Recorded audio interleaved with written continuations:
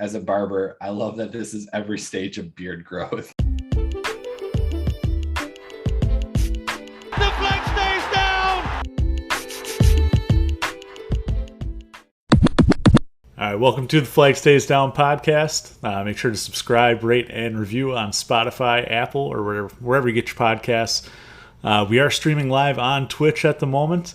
So if you want to join us, 8:30 Central, Sunday evenings, come join us. Thank you to those who are out there watching us right now.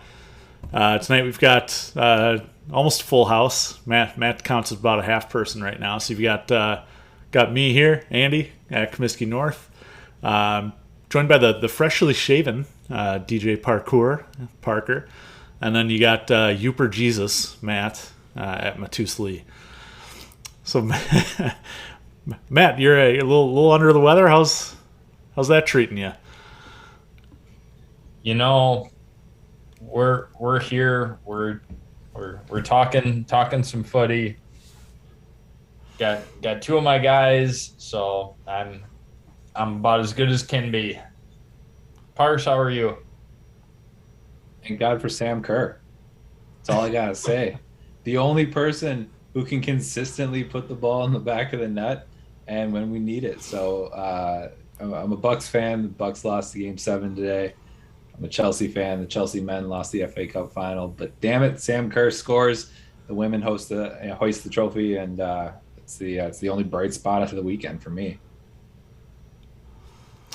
Dude, yeah, I'm telling you, I'm getting that Sam Kerr kit. Once the mega store opens up, right? No, I'll buy an illegal one from China. All right. Well, we're on episode 37 today, boys. Again, we're reaching into the weeds in terms of squad numbers here. So looking through the history of it, not a lot to pick from, but I've got it down to two. They're two Cobham products. We got Izzy Brown, who is actually no longer with Chelsea, made one appearance in 8 years with Chelsea. Went out on 7 different loans. He's currently now at Preston North End. And then we've got center back Jake Clark-Salter. He's 24. I believe this is probably going to be his last loan. We want to flip a coin on that one? Anyone got a preference? I'm both. I'm looking at it right now. How about we call this the Izzy Clark-Salter Memorial episode? Do it. Collins, I'm a little surprised that you're not taking a Jack Cork on this one. I thought about it. I'm a little bit surprised that you're not taking him on that. I thought that might have been a reach for you guys. I was going more recent. Oh no, we that FIFA 09 squad. That's Yep. How about the Jack Cork? All right, Jack Cork. Jack Cork it is. Luck of the Irish on this episode. Yep. Need it. All right. Well, on tonight's episode, we're going to talk Mason Mount. We're going to talk Romelu Lukaku, Christian Pulisic, and finally, how this season's going to be remembered. Life happens, did not get a chance to watch either match live this week for the first time all season. Felt a little weird. But I did get to catch bits and pieces of it today. So I'm gonna just throw these things out to you here and get your guys' opinion. And I know Mason Mount has sparked a lot of controversy with that penalty yesterday. Parker, you had mentioned in our little pre-pod talk here that you could tell with him walking up that he wasn't going to make it. Is there something going on with Mace? How could you tell? It's body language. It was one of those where he was walking up, and I was kind of just taken back by his approach, and it wasn't the most confident of approaches. So I didn't say it out loud, but I was kind of just a little worried.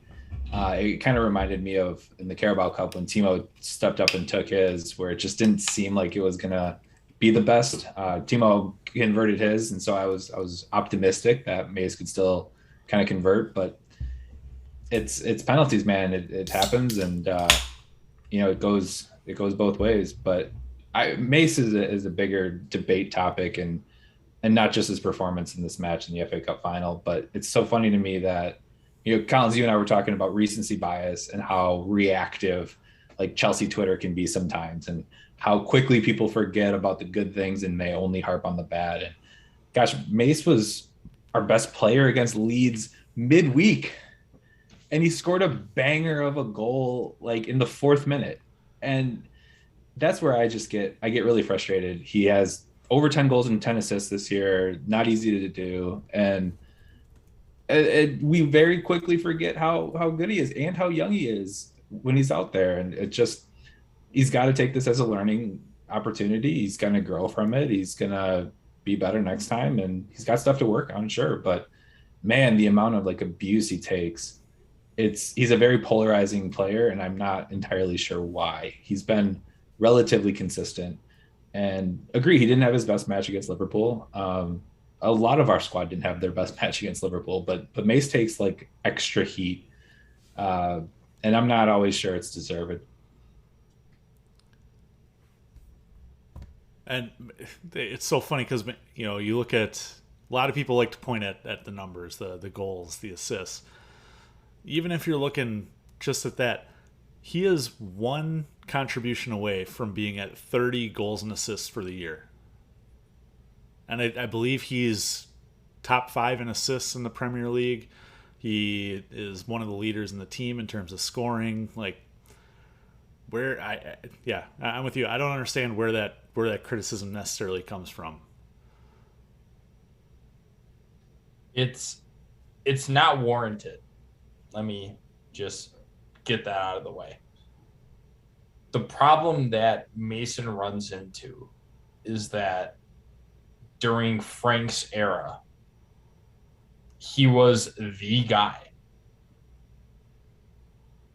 And his expectation level was through the roof because he showed that he could do it. He hasn't shown that same level consistently this year as he did under the Frank era, right? Like under Frank, everybody's like, all right, yeah, Mason Mount, that's the guy. He's new. He's an academy product. Like he's coming into everything and he's doing what he needs to do. And he's showing out probably a lot more than all of us thought that he would. Well, guess what? Now you have that expectation on you. You get a brand new slew of transfers in. You get Ziyech, Timo, Kai, whatever. You get more things brought in. But yet you're still expected to perform at that same level. You're still expected to be that guy. I don't think it's fair, especially when you look at, Mason was performing out of his mind under Frank, not under Tommy T. I think that's a big difference. Style of play changes drastically. Mason's had a good year. He really has. But it's not what we've seen out of him under Frank. And I think that's what everybody's expectation is of Mason going forward, regardless of who the manager is or what the system is. And I think that's kind of unfair on Mace. See, I beg to differ. I think he's having a better year this year than he did under Frank.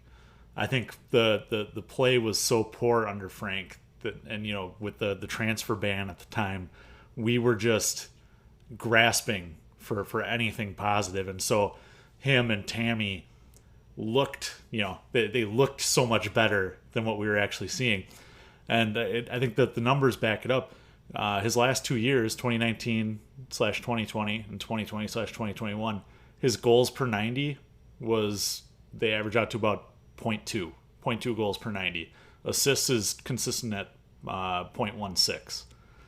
This year, he's at 0.43 goals per 90 and 0.4 assists per 90. I think we're getting a lot more out of Mace. I think Mace has taken a step. And he had like 3 or 4 bad matches in a row there, where the entire team did. If you look back to January, December, And yes, Mace fell off the same way the team did. So yes, as a leader, he definitely should have stepped up in that instance. But if you're looking at the season as a whole, I think absolutely he's taken that step forward. And I think a lot of people, Parker, like you said, recency bias. What have you done for me in the last match? And I think he's being kind of crucified for that. I agree with you, and I just want to make it clear, like, everything under Frank that Mason did made Mason look like the second coming of Aiden Hazard, right? Because we needed something, and he was that guy. But now when you bring in other talent, you bring in other people, like, they're expected to be the person. So it kind of takes it, like, on paper, it takes the pressure off of Mason, but at the same time, it doesn't. Like, he's still expected to be at that level. He's still expected to be the guy when you have 200 million pounds worth of, attacking, that you just spent. Like, he's still expected to be that guy. And I think that is unfair. Yes, he had a great season under Frank, which I think was maybe over highlighted by how shitty the team kind of was and how well we did despite everything. But everybody still expects that same level of Mason Mount, even in today's game. And I agree. I think he's evolved a little bit more as a player, but everybody still holds that season, that 19-20 season, as like, that is your benchmark. Like, you need to do this on a day-to-day basis. And although his stats have said that he's been playing better, I think everybody holds him to that upper echelon standard that he showed 2 years ago. And I think that is slightly unfair. Yeah, and to further that, Matt, I think they hold a lot of our attackers to that standard of, like, you should be out there and scoring every game kind of a thing. And we saw it with Kai. And Kai, we were all super high on Kai, and he was the preferred striker.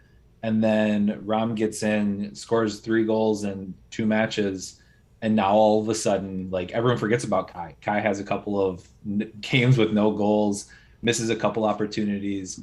Ram scores a couple goals, and all of a sudden, like, people put up Twitter polls on who should start against Liverpool, Kai or Ram. 80-20 say Ram, and I'm like, man, if you don't get more recency bias than that, like, it is exactly, what have you done for me lately? What have you done for me today? And if you're out there, you should be scoring. And so whoever goes out there, whether that be Timo, Kai, Ram, Pulisic, Mount, Ziyech, you're either scoring, assisting, or I fucking hate you, is kind of like the vibe I get from Chelsea Twitter. And I don't know, that's not how I view things. I look at chances and opportunities, and we'll get to Christian in a little bit, but if you're the most dangerous player but you're not converting, it's this, like, weird dichotomy of, you're doing good things, you're getting into good positions, you're creative in your approach, yet you're not finishing.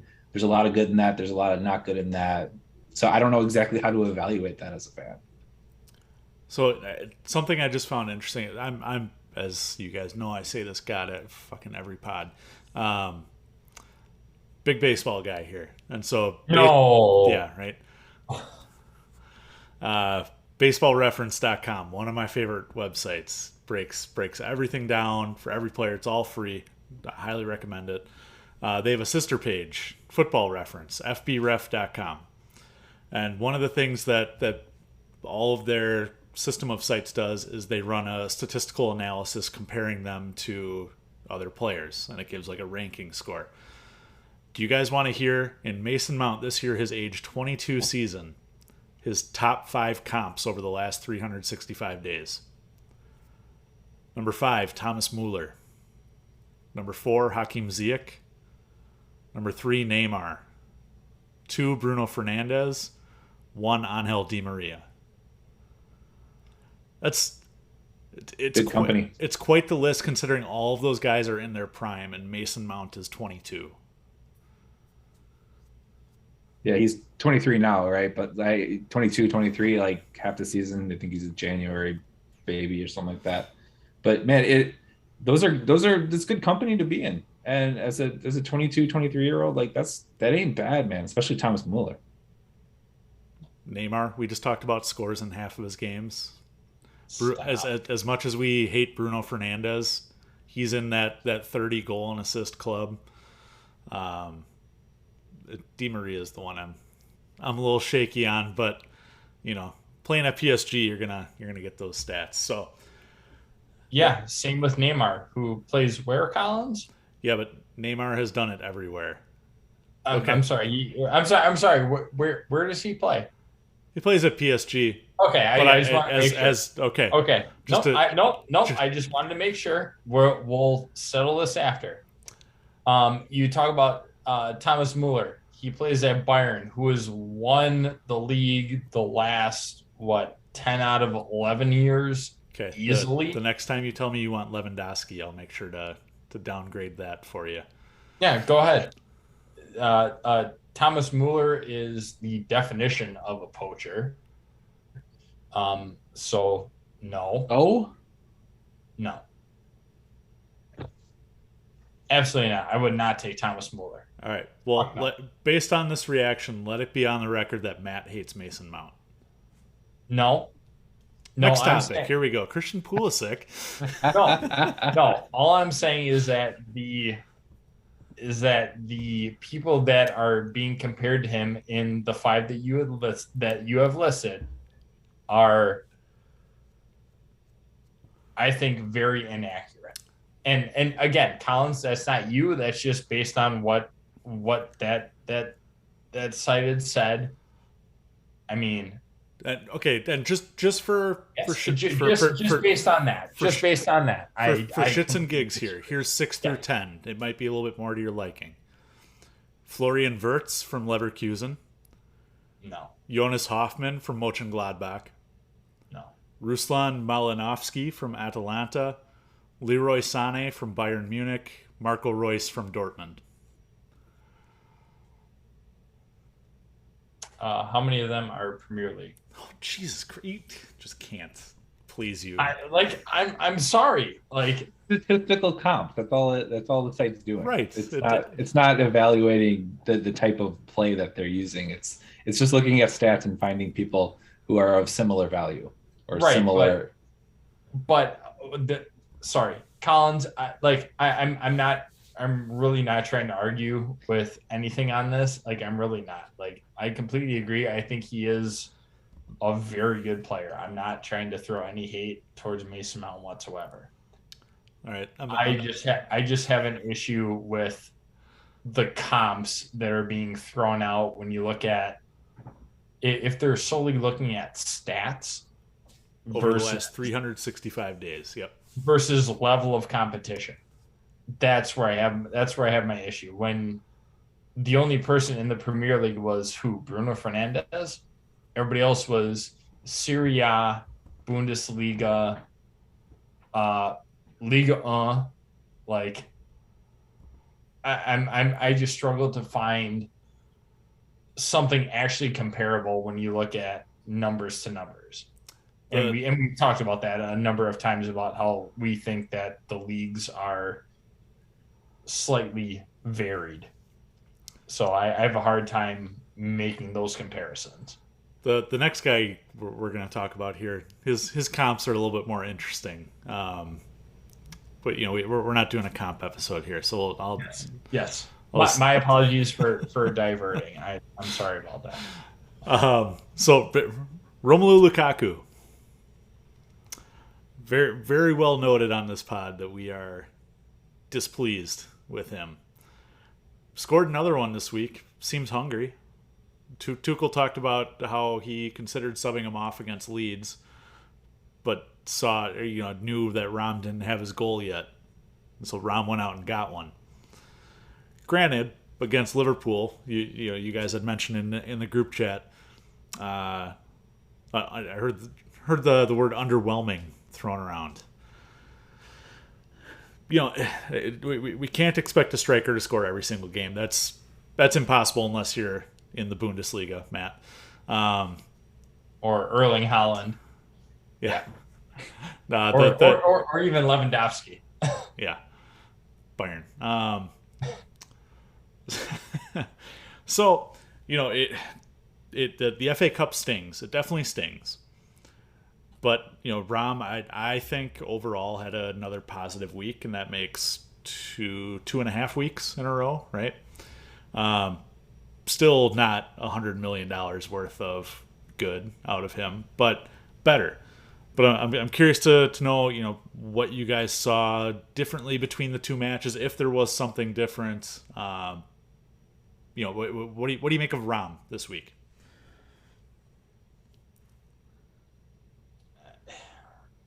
I don't know. That's the best way I can put it. Like, I don't know. Like, I don't know what I'm getting out of him. And we've talked about that. Like, we know what we get out of certain people. Yeah, Rom had the 2 goals, which definitely helped. But at the same time, like, I'm not paying £100 million for somebody to score for a week and a half. Like, I'm paying for somebody to score all the fucking time. And to me, like, yeah, maybe he's doing better. Maybe he's found a hunger or whatever he needs to do. Against Liverpool, I did not see that. I saw the same old Rom that we've come to hate, and just typical. Yeah, he's a big body up there. He might chest the ball down, but then he doesn't know what to do with it at his feet. Like, that's the Rom that I saw. Where previously, like, I would see a Rom that would try and link up with people. Like, the fact that Christian Pulisic was our most dangerous player by far, I don't even think there was a competition. Like, it wasn't even close. Christian was by far our most dangerous player. Probably should have put some balls away. I would agree with that. If we're looking at that, that's a whole separate conversation, which I'm sure we're going to get into. But, like, Rom didn't do anything positive, and when he did have a chance, it was off target. And we're talking 10 yards out. Like, if you hit it at the keeper, I'm fine with that. I can live with that. You at least put it on target. You made the keeper make a stop. He didn't do any of that. Whenever he got the ball, turned it over, because whenever he has a ball at his feet, just I cringe. And Parks, you and I talked about this with the goal that he had against Leeds. Like, as soon as he took that ball down and he didn't take it first time, I was like, well, we're screwed. Like, I don't trust him with his feet. I think he got rather fortunate, like with his goal, but at the same time, like, as soon as he didn't take that first time, I was like, well, chance spoiled. It like, he doesn't instill a lot of confidence in me, and I understand that he scored 3 goals in his last 3 matches or 4 matches, and I understand Kai had a training knock or something where he wasn't available. I still would take anybody else over Rom, regardless of his form at the time. I really would. Yeah, he can handle Virgil van Dijk. Fine. But it's not going to be the end of the world, because Liverpool actually has a good defense. So, I don't know. Rom can pack his bags. That's the overarching idea. I'm somewhere in the middle here, it sounds like, where I'm definitely not pack your bags, and I'm definitely not overhyped either on him. I thought he had a ho-hum, middle of the road kind of a performance. He didn't do anything to piss me off, and he didn't do anything to really wow me. we joke and say that you sign $100 million striker for matches like this, where it's a cup final against Liverpool. That's where you want him to score. Ironically, I said this a long time ago, he did score against Liverpool in a cup final. It just was whistled offsides, unfairly, in my opinion, whistled offsides. And so he did do that once. For me, he did, even though it didn't show up. But he did all right. I was missing the link-up play, but it seemed like our offense as a whole was a little bit less fluid against Liverpool. And I don't know if that's more of us or more of a credit to Liverpool. Matt, you mentioned the heavy touch against Leeds. I don't think he gets away with that against Liverpool. You know, if he takes that same touch, that ball's getting swept up quickly, right? Like, he's probably not getting into that position. And if he does, that first touch is gone. If it's Matip or Verge or whoever back there, that ball's gone. So you get less of a chance against a Liverpool. You got to take your chances. There was one play where he got the ball at the top, and I was like, God, you got to take that first time, and he didn't, and he tried to take a touch, and that was the common theme for all of our attackers, Christian too, where if you take a touch in the box, you're getting closed down in an instant, and our boys already like to shoot at defenders and not at the goal. And so it's even more evident when you play a Liverpool. I just think they're more of a cohesive unit, and the fact that we couldn't score against them in the last 240 minutes of play, 120 minutes in the Carabao Cup final and 120 minutes in the FA Cup final. Granted, they couldn't score against us either, but a lot of that has to do with Luis Diaz. So, if I'm honest, so Ram wasn't the difference maker we needed him to be. He also didn't squander some of the chances where earlier in the season he missed some sitters and he missed some things really uncharacteristic to himself. I thought he put in a decent shift though. I mean, my eyes told me it was like a 6.8 performance, and I think Who Scored got him at like a 6.4 or something like that. And it's about where I pegged him. But if you look at the Who Scored, which can be, hit or miss, a lot of our team was in that area. A lot of our team was, especially on the attacking side, is in that 6 to 6.5 range. So it was no different for him. Well, I mean, Parks, we know how much you love Who Scored, so I like to look at it after the fact to see what my eyes saw versus what they give, because they've got like Alonso at a 7.6, and I'm like, that seems generous to me. And just like for me, it's kind of a funny thing to just kind of look back on and check my eyes. I would say I would have put him at like a 6.7, like your normal run of the mill, like FIFA rating, like didn't do great, didn't do bad, like just 6.7. That's pretty standard. But to me, like, especially the fact that Kai was healthy, I think there's a real debate of who you start. The fact that he wasn't healthy, we don't have another striker. I mean, you saw what happened when we subbed him out. I mean, we didn't have anyone to sub him out for. We had to put RLC as a false 9, and Pulisic was a false 9 for a little bit as well. And you can our team does not have we don't have a backup to Ram right now. And I don't know what Timo did to piss Tuchel off, but we didn't see him in this match either. So either form or confidence or training or combination of all three, I don't know. But the fact that Timo doesn't get out there in a match that was kind of primed up for him, that says a lot to me too, right?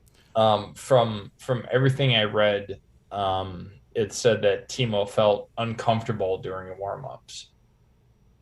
Which, but at the same time, like I texted you, Collins. I texted you. I know that you were busy with stuff, but I was like, here are my subs. I was damn near spot on, except for fucking Timo, which I think all of us assumed that Timo would come on against a depleted back line. You take off Virgil, then you have Joel Matip. You have TA, who's exhausted. Robertson, who I think eventually got subbed off in extra time. Yeah, like, and you still had one. Like, bring on Timo, but no, it was wasted on RLC going in for 14 fucking minutes. Then you bring in Ross Barkley for your sub. You bring in a sub for a sub. Oh, But okay, so if you could have seen me in my driveway watching this match, and the amount of pissed off I was. The reaction, the pissed off reaction, I'm sure is justified, because in the moment we don't have the same information that the coaches do, right? We were all confused about why isn't Kai starting, why is Kai completely out of lineup. We didn't know until just about game time with that. And Tuchel had very similar comments about Kai Havertz, where he could have gone, but in a cup final, giving it your all, it's going to cause an injury. So the similarity in the phrasing, if he doesn't want to risk Timo, if Kai is going to be out for the next couple matches and Ram is your only option, you need a backup. We saw what happened in December when we didn't have any strikers. It was bad. So I understand him not risking players. I know it's cup final. I know that's going to piss a lot of people off, but at the same time, we're still in a dogfight for the Champions League. We didn't know, until today, Sunday, how that was basically going to shake out, right? With the top four. There's still an outside chance, or there was still an outside chance that Spurs or Arsenal were going to come get us. So I understand not playing Werner. Right? What? There still is, isn't there? Arsenal, I think. Well, yeah, Arsenal. If Arsenal win tomorrow, if Arsenal wins out and we lose out, they're. Although that just leapfrogs. I think both teams win out. We have a shot at not qualifying. Yeah, it's not done yet. Yeah.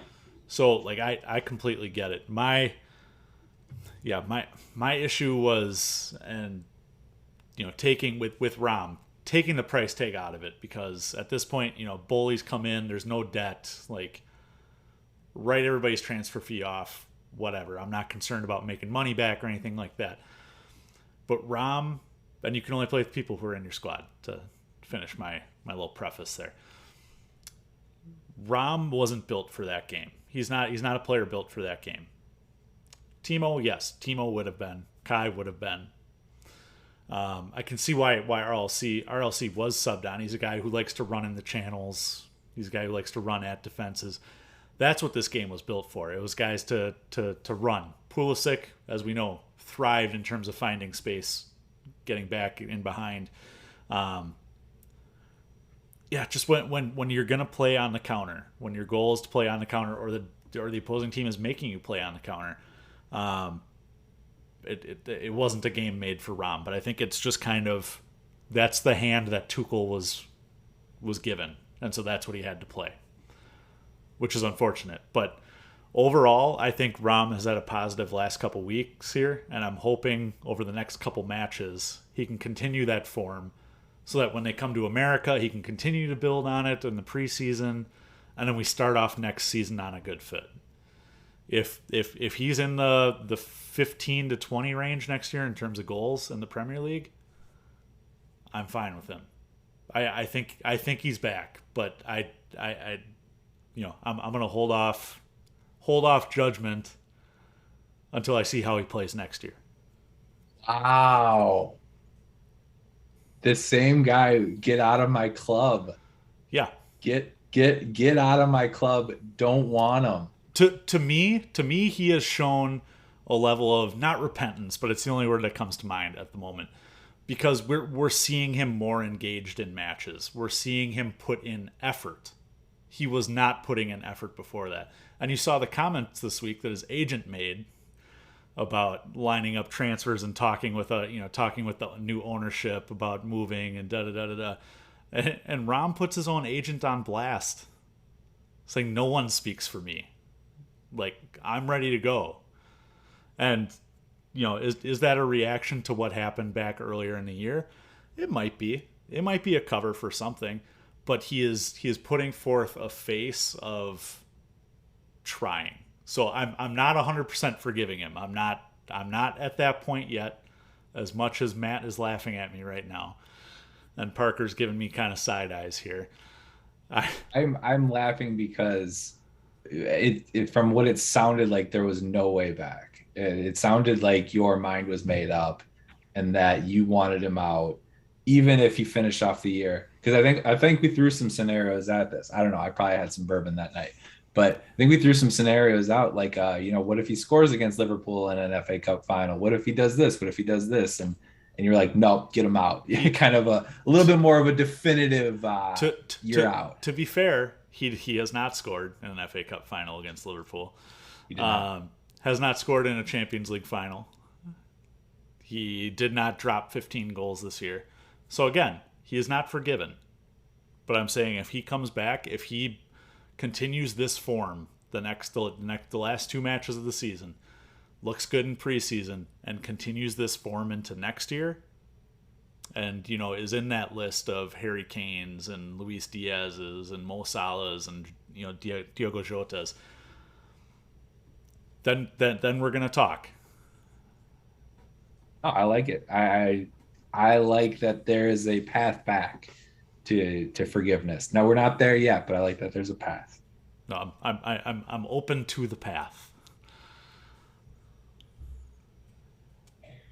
Matt, go ahead. I've been seeing you biting your tongue here for a while. Get the fuck out of here.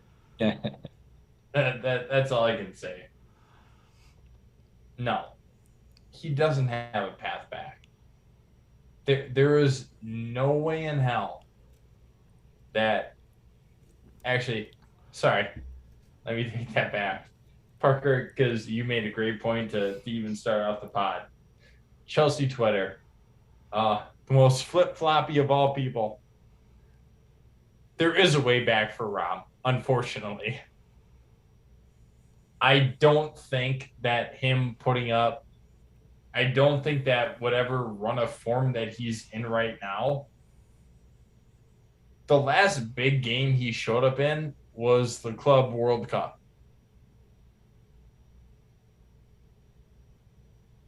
Right? Like that was the last big game, going against a team from Saudi Arabia, if I remember correctly. So, Palmeiras, I think. Yeah, and he scored against Palmeiras. Oh, yeah. Cool. You look at the comparison. Chelsea against Palmeiras. Oh, he scores. Yeah, well, he scored in a big game. Sorry. The Club World Cup is not a big game, especially when you're looking at the teams that you're playing against. When you look at Seattle Sounders, oh, yeah, we just won the Club World Cup or whatever. We get a chance to go play in it. Really? That is not a big game. And that is the last big game that he scored in. No. I don't care what he does. He would have to put up a 30 spot next year if we keep him. He would have to put up a 30 spot for me to consider him being a part of the club. At this point, he's dug his own grave. Good for him. He got paid, whatever. Deuces. Yeah, I'm surprised with you though, Matt, because you, out of the three of us, are the most like effort-driven person, body language-driven person out there. Like, and which is totally fine. But like Collins and I like look at stats more than you do, which is totally fine. It's just the way we kind of look at the game, right? But it's almost all eye test for you. And so for me, like, if he does go out and he does give a shit and he does play for his teammates and he does link up and stuff, like, that's the way back for me.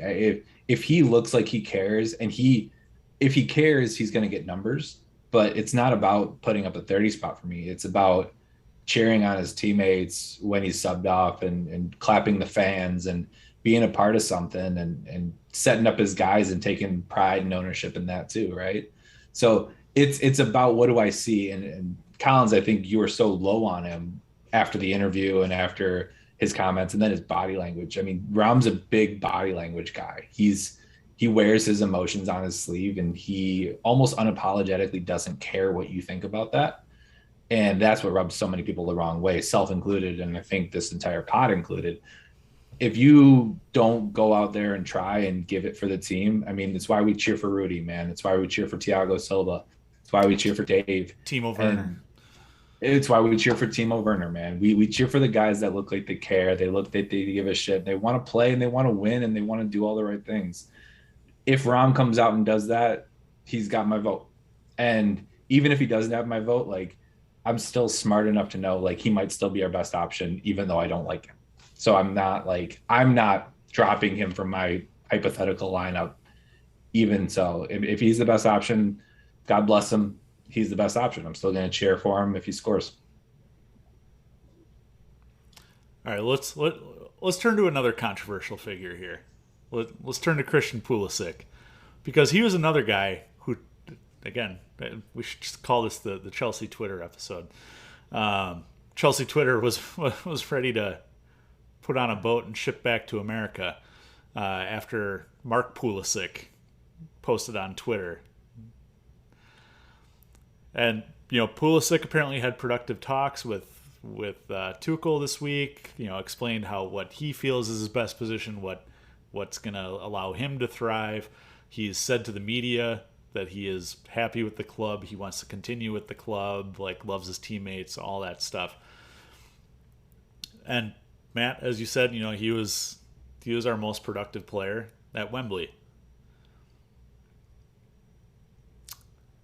I'll let you guys talk about Pulisic before I touch on that. But go ahead, dude.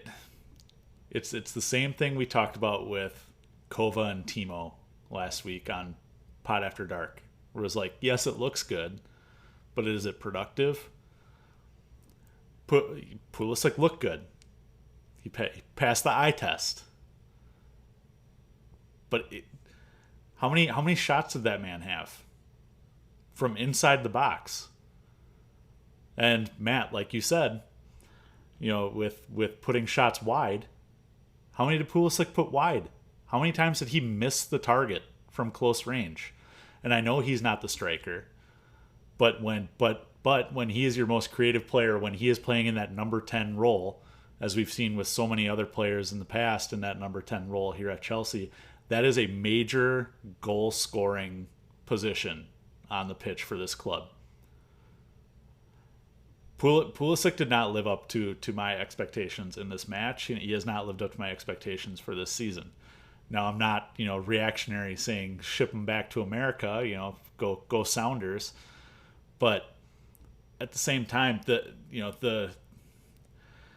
amount of praise that he gets from the American media for mediocrity is astounding to me.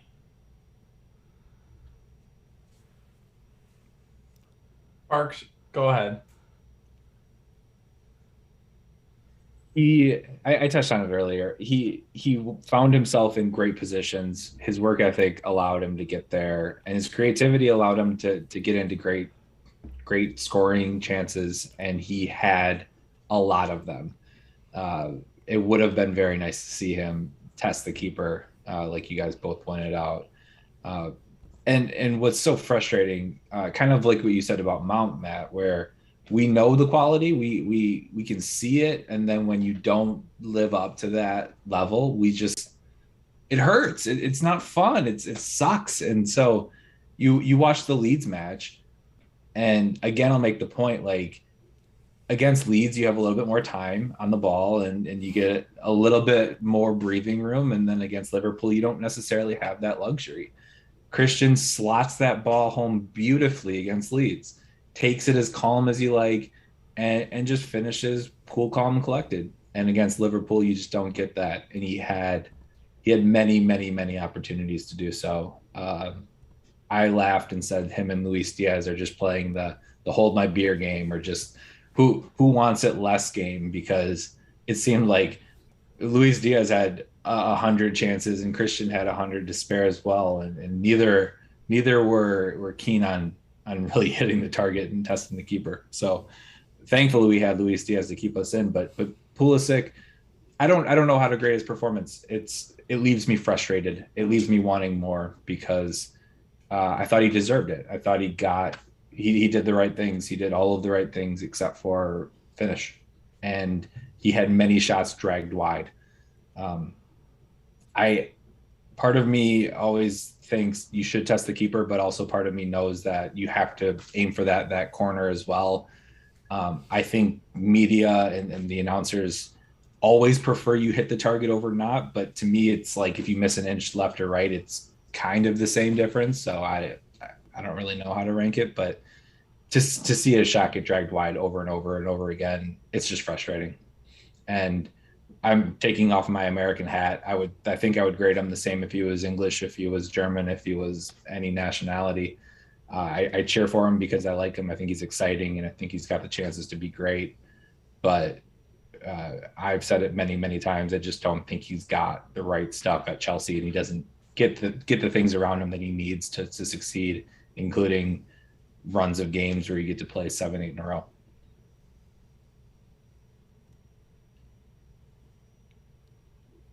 All right. The question I have, let's just flip this real quick. If this is Mason Mount, if Mason Mount had the exact same chances, the exact same opportunities, would we be harping on Mason Mount as much as we are Christian Pulisic? Because my answer varies depending. Is it Mason Mount who has Christian Pulisic's numbers from this year, or is it Mason Mount who has Mason Mount's numbers from this year? I'm saying same opportunities, you flip the player. Let's say every chance that was squandered, like literally everything, you just swip it. You just put Mason Mount's name behind Christian Pulisic. Like, you just flip the names. Are we still having this same in-depth conversation? No, I don't think we are, because Mason Mount has built up over the course of the season some goodwill and some trust with me. Pulisic has not. Pulisic started at 0, and he's still at 0. So let's say Mason takes all the same chances that Christian had, puts him in the exact same place, right? At this point, we're just switching a name. Is it the name that means everything versus the actual player itself? Like, if we just put, Mason Mount put that wide. Yeah, he had 7 chances, but he just put them all wide. Are we having the same conversation? Or is it just because Christian Pulisic is supposed to be the American, he's supposed to be like the Larry Bird of the Premier League, right? Like the Great White Hope. He's supposed to be that person. And everything gets challenged every time he doesn't perform. But you look at somebody like Mason Mount, who has proven that they can perform at this level, and then let's say that they don't do it. Are they judged the same way? I think Mace is judged harder, because I think Mace gets roasted far more for squandering far less in a match than Christian did. The amount of chances that he missed on Saturday was, and if anyone misses that amount of chances, they're getting blasted. Mm-hmm. If Ziyech, if Timo, if Ram, if anyone misses that amount, because you don't really get 6 or 7 great goal scoring opportunities in a match, and that's what's hard. And so I think if you switch the name with anyone else, now where it fits in the whole grand scheme of things, Collins, to your point, like if we might forgive Mount more than we forgive Christian, because of the stats and the other things that are going on. But if you're just judging the isolated performance, I think we're all pissed off at anyone that does that. Yeah, and I think the frame of that conversation then changes. I think, using that same example, Mount and Pulisic, it becomes a Mount had an unlucky day. Mount, he was off. With Pulisic, it's I talked about Mount and his goodwill being built over the year. Pulisic over the last entire season at this point has built in the other direction, and so it's just been building up of like when is this going to finally click for you? It's been 8 months now. What is going on? And so that's what I think we're like you said, Parker, we're having the same conversation. It's just the framing of it is different because Pulisic, outside of Project Restart, has not shown it for Chelsea. He hasn't. I don't think he's lived up to expectations if you take out Operation Restart. Well, I mean, to that point, neither has Rom. No, right? I agreed. We just talked about that.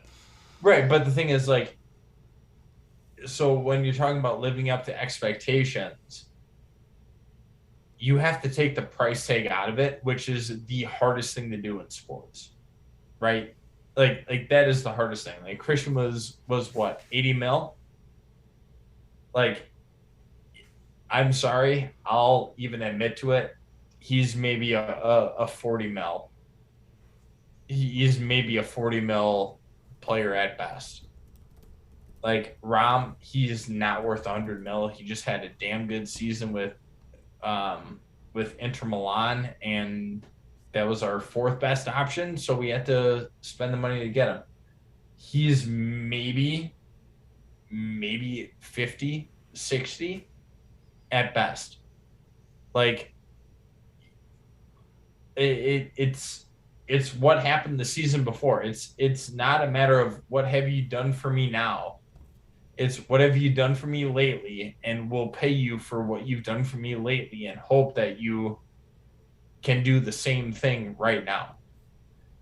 And honestly, if we're looking at the prices I just talked about, Christian at 40, let's say Rom at 60, well, that's what, 100, 180. So that's 80 mil. We could have probably saved us. Like, for their actual worth, not just what they did beforehand. And it's frustrating because then we hold them to that high of a pedigree where it's like, oh, you didn't score, well, you suck, right? Like that's kind of like the Chelsea Twitterverse, right? Like, oh, you didn't score, you had a chance, you were 0 for 2 on good chances. Well, you suck. That's just the nature. It's just the nature of the beast. But at the same time, like when you pay that kind of money, like you're expected to perform. And right now, they aren't. No matter how you look at it. And I was gonna say I think Pulisic's an odd case because that transfer fee doesn't matter. Because I think he has more than paid for that in his marketing to North America, right? Jersey sales, the amount of people paying for shit on the Chelsea website when they could. How many people have we met at the bar who became Chelsea fans since Pulisic has become a Chelsea player, right? How many people have we seen this year say, oh, if they sell Pulisic, then I'm not going to be a Chelsea fan anymore? Like, double middle fingers to you. But I think Pulisic is a unique one because he's paid off his transfer fee at this point. But at the same time, you were brought in to be a key contributor in this squad, and you haven't been pretty much since you got here, right? You struggle for starting minutes. Right. Like, and you are, if you run up and down the barrel, you are our most expensive winger at this point. Like, he's more expensive than Timo, than Ziyech. Like, he's more expensive than Kai. Like, you're supposed to be the guy. And to the ESPN FC people who keep posting the damn Oh, stat God. of goals and assists per minute in the Premier League, he's leading everybody. He's played 20 matches this year. That's like saying a guy who has played, again, baseball reference drink, who's played 50 games in the majors and is hitting 400 is the best hitter in the league at the end of the season. It's not the same. And that's what I'm talking about with the media hype around Pulisic, is that we're hyping up mediocrity, and I'm done with it. I'm sick of it. Start converting some of these chances. Man, for his sake and for all of our sakes, he needs to start really taking those chances. All right. I was gonna say to wrap it up full circle though, how much should we spend on Mason Mount? 0. $5. Tree fitted. So, I mean, if you want to think about like compare, I know this isn't a Christian versus Mount debate, but we've been talking about the two of them. If you put money into it, it looks a whole lot better for little Mason Mount when he's putting up those kinds of numbers, and he's an academy kid who costs no transfer fee. Not bad. All right, last topic. We're going a little long. I'm gonna have to cut this one up here. But how, Matt? You alluded to it earlier in terms of the Club World Cup and its matter of importance. It's one of the trophies we've won this year. This year's basically wrapped up. It's going to be most likely somewhere in the top 4. Won the Club World Cup, won the European Super Cup, final of the Carabao, final of the FA Cup, quarterfinal of the Champions League. If you're writing a book about the last 20 years, about this century of Chelsea, what do you make of this season? Is it a success? Is it middle of the road? Is it a failure? I can go if you want to think. Parks, if you got something, go ahead. I'll make it quick because we're running up on it. But like, it's hard to give it like a grade, but I think it's a solid B+ of a season for us. We talked at the beginning of this season about what makes for a successful season. I'm guaranteeing that we had a successful season better than what we performed this year. But at the same time, we did take home 2 pieces of silverware. Probably not the most important with the Super Cup, kind of a throwaway there, but the Club World Cup isn't nothing. When you talk about having to qualify for the Club World Cup and what that takes, it's not an easy one to get to. So it's a solid one to win and bring home. It would have been nice to get one of the Carabao or FA Cup. And the thing that I'm looking at is if we would have gotten one of those, especially the FA Cup, it would have been looked at as a very successful season. And we drew Liverpool against 240 minutes against Liverpool in the 2 matches that we played, and took it to a skills contest, which is penalty kicks. And it's a flip of the coin, man. I mean, we went 11 penalties the first time, we went 6 or 7 the second, and it's a tough way to lose a game. It's a tough way to lose a cup final, and for that, I don't think you can judge the successfulness of a season based on kind of a coin flip there. We made it to a lot. We played 61. We played 63 out of a maximum 66 matches this season.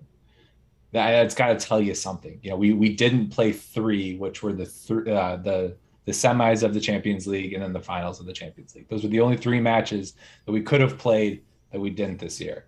That it's a hell of a season. And then if you want to include the things that we went through, the adversity that we went through, and I'm not just talking about sanctions, I'm talking about injuries as well. Losing a couple of our key contributors for a good portion of the season. Looking at you, Benny Chills. It's a hell of a season. I think it's a hell of a success to get where we were, given all of the things that we went through. I think if any of the other top clubs lose their manager during a war, with sanctions, with all the things that are happening. I can't see people faring as well as we did. I really can't. And to to kind of put the cherry on the top there, on in addition to the sanctions and losing both our wingbacks and both our strikers at the same time earlier in the year, you had a COVID outbreak this year where Chelsea were denied matches off, where everyone else in the league were given matches off. Arsenal had a 3-week break. Brentford had a couple-week break. Hey, be nice to Arsenal. They had a bunch of people gone at AFCON and 17 red cards. Yeah, so they had to deal with that. To quote the great Mikel Arteta, if I say what I think, I get suspended 6 months. Yeah, fuck you. But to me, if I'm writing the record book of Chelsea, I'm putting an asterisk next to this season because there was all of that uncertainty. Again, we had such schedule congestion when other clubs had weeks off. Granted, there was COVID, again, with an asterisk, next to some of those clubs. But we played an insane amount of matches in a short amount of time with no breaks. I mean, we've been worn out on this pod pretty much since December because we've been watching 2 matches a week every single week. But to get to we have the empty bourbon bottles to show for it. Right. Good Lord. But two finals, 2 trophies, qualification for the Champions League next year. I'm happy, and a new owner. I'm happy with this season. Collins, what do you give it? A U.S. school grade. What do you give it?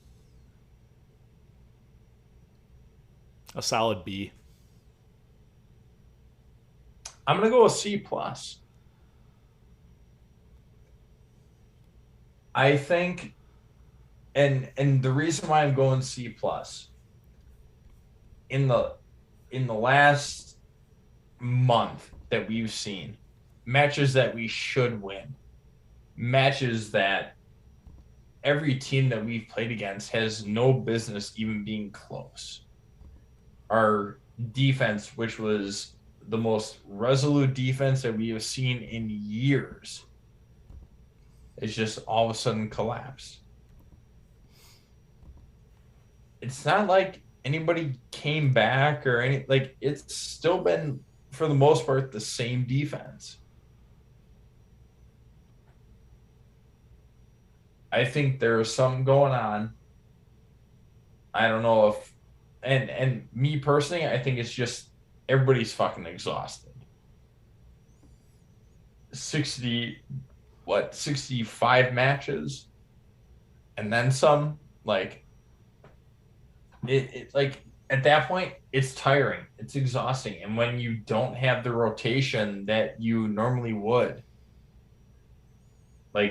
Chills done for the season, so you have to play Alonso all the time, then you have to try and make shift Sar or Saul, but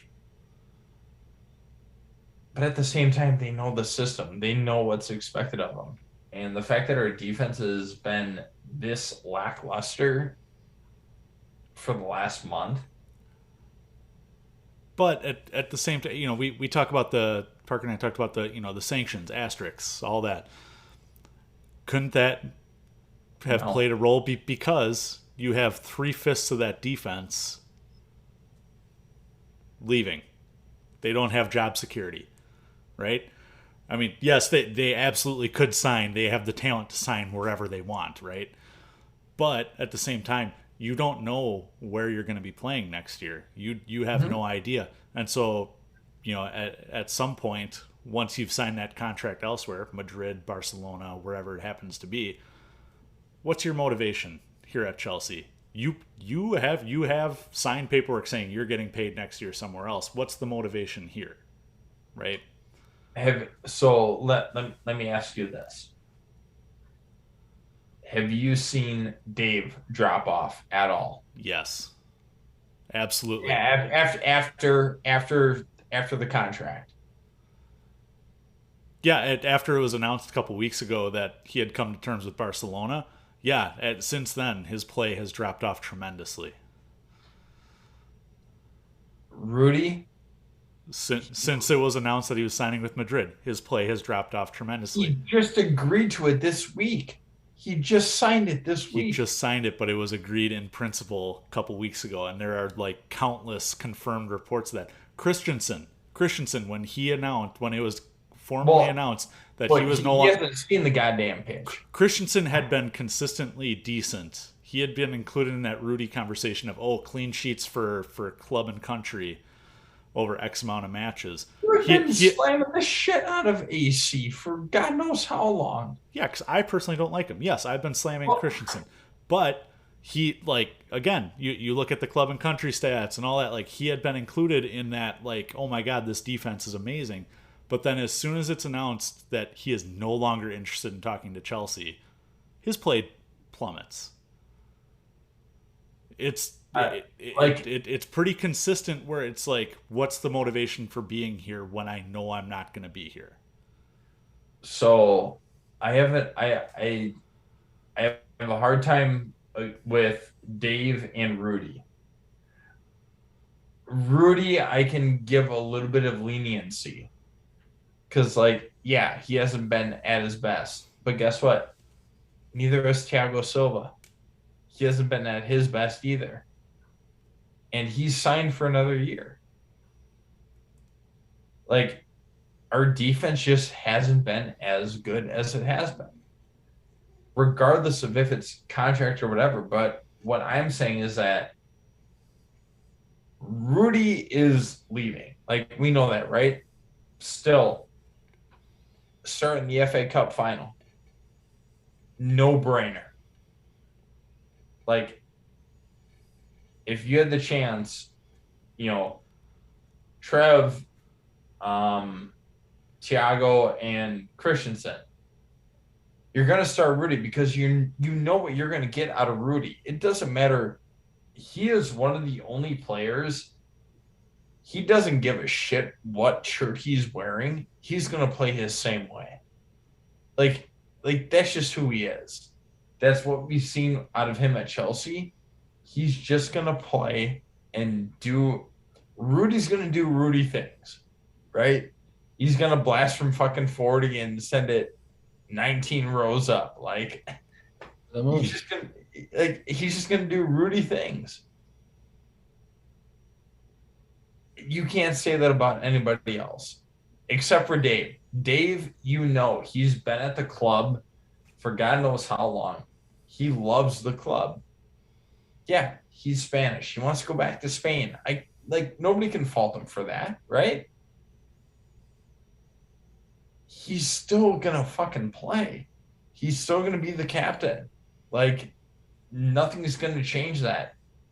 And Collins, if you talk about a decline in his play, granted, he is 32. I understand that. He is switching, and honestly, he's played a lot more than you probably thought he would this year. With Reece being out for a month and a half with that ankle injury that he had, Dave is playing a lot more than he probably thought he would. So I can understand. Yeah, he's 32. He's fucking our age. We wish we could be that athletic right now, but we're not. I get it, but Dave, Rudy, they're still gonna fucking play, and they're gonna give it hell for as long as they're with the club. Yeah, no, I'm not saying it's a lack of effort. I'm just saying I've seen probably 10 times more the amount of mental mistakes out of those three in the last 3 weeks than I had, the 6 months leading up to it. And it all lines up pretty well with announcements of them signing contracts or agreeing in terms with other places. But that's, it is what it is. Season is basically over at this point. So let's see. So Parker was at a B plus. I was at a B. Matt, you're at a C plus. Yep. So yes, Parker. I'll just say it also does coincide, Collins, with it being towards the end of the year. Yeah. with tired legs too. I mean, if hindsight tells us anything, it's we should have locked up one of those players on a longer term deal before the war. I mean, it would have been really lovely to lock in one of them on a decently long term deal, and then if we get rid of them, at least have to pay a. The fact that Rudy goes on a free is asinine. Asinine. Like, at least make money off of that, right? Pay that fucking man. At least get someone to pay us for that man. Yeah. If you're not going to pay him, so that's what bothers me. But that's hindsight. We didn't know the situation we would be in to start the year, and so yeah, I can't fault it that much. But if you're looking at the paper and you're saying we have 3 or 4 defenders who have contracts coming up, 4 with Thiago, right? Because he was on a 1 year. We have 4 defenders that are up on contract this year. Maybe we want to start negotiations a little bit before when we did, or at least try to lock one of them down. It's a good thing Marina's coming back next year, right? Yeah, I wasn't gonna name her, but yeah, you so did. On that lovely note, we are past the hour here, so we'll close it out. Matt, Parker, any one-liner closing thoughts? Season's almost over. I like it. Just got to hope for top 4. All right. Well, before we cheers to that, let's pay some bills here. If you've enjoyed what you've watched today on Twitch, please give us a follow there. We'll be broadcasting every Sunday night at 8:30 p.m. Central Time. Again, that's U.S. Standard Time. If you're busy on Sundays, or if you like to listen to the podcast version on your commute or at work, you can catch us anywhere you get your podcasts. All we ask is that if you do listen to us on Spotify or Apple, you subscribe, rate, and review the podcast, and then unsubscribe, resubscribe, re-rate, and re-review. Takes no longer than about 30 seconds, but every 5-star rating does us a ton of good. Allows us to share our bullshit. You can always follow us on social media. The podcast can be followed on Twitter, Instagram, and Facebook by searching @FlagDownPod. You can follow me, Andy, at Comiskey North. You can follow Parker at DJ Parkour, and you can follow Matt at Matus Lee. If you have any questions or comments or things that you want us to talk about on air, we're always happy to read and talk about what you got for us. So please shoot us a DM. Hit us up on social media, or again, join us on Twitch. Leave something in the chat. We're definitely more than happy to address anything that anyone wants to talk about. So, with that being said, let's toast to it almost being the end of the season. And I'll end it how I started it off with the cheers to the FA Cup Women champs. Yes, winning the double.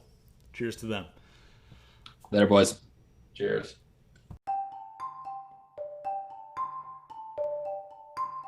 I'm all potted out.